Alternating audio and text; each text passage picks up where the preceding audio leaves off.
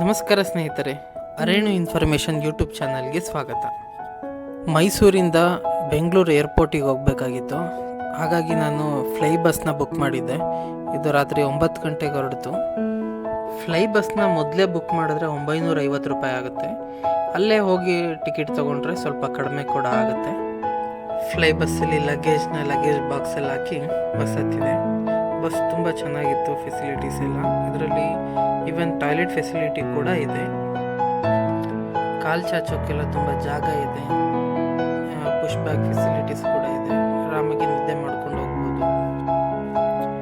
ನಮ್ಮ ಕರ್ನಾಟಕದ ಹೆಮ್ಮೆ ನಂದಿನಿ ಬ್ರ್ಯಾಂಡ್ ಅವರು KSRTC ಜೊತೆಗೆ ಟೈಅಪ್ ಆಗಿ ಫ್ಲೈ ಬಸ್ ಪ್ರಯಾಣಿಕರಿಗೆ ಲಘು ಉಪಹಾರವನ್ನು ಕೂಡ ಕೊಡ್ತಾರೆ. ಅದರಲ್ಲಿ ವಾಟರ್ ಬಾಟ್ಲು, ಬೆಣ್ಣೆ ಬಿಸ್ಕತ್ತು, ಮಿಲ್ಕು, ಕುರ್ಕುರೆ ತಿಂಡಿಗಳು ಕೂಡ ಇತ್ತು. ತುಂಬ ಚೆನ್ನಾಗಿತ್ತು. ಸರಿಸುಮಾರು ರಾತ್ರಿ 9 ಗಂಟೆಗೆ ಹೊರಟಿದ್ದು ರಾತ್ರಿ 1:15 ಸಮಯಕ್ಕೆ ಏರ್ಪೋರ್ಟ್ ಟರ್ಮಿನಲ್ 2ಗೆ ತಗೊಂಬಂದು ಬಿಡ್ತು ಬಸ್ಸು.